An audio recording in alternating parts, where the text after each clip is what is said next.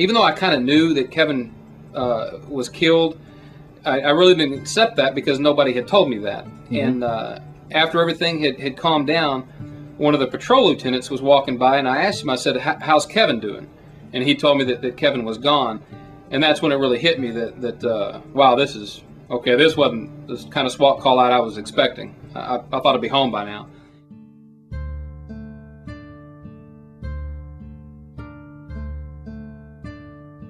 I'll never forget, he said, I thought I heard a shot, and if Kevin ducked, I might have shot him.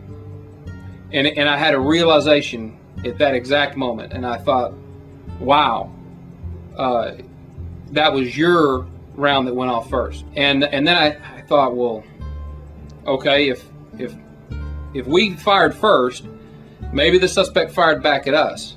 But then it dawned on me, I thought, there's no way that guy could have kept shooting the way we put rounds through that window. There's just no way he could have. The suspect, in fact, never did fire a round. So where was he? He was laying on the kitchen floor on the phone begging for his life with negotiators. The end result is we had an officer killed in the line of duty from an accident. And that it's I don't think that it's one of those things that you say, well, he was killed in a gun battle, but it was an accidental gun battle.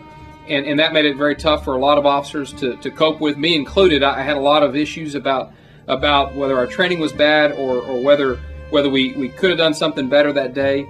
And ultimately, as it turns out, one officer handled his gun in an unsafe manner, and it went off, and it led other officers into wholeheartedly believing something that just wasn't actuality, that just wasn't true.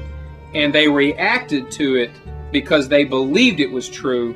Unfortunately, their perception wasn't reality, and I think that happens a lot. And it certainly had a grave consequence in this circumstance.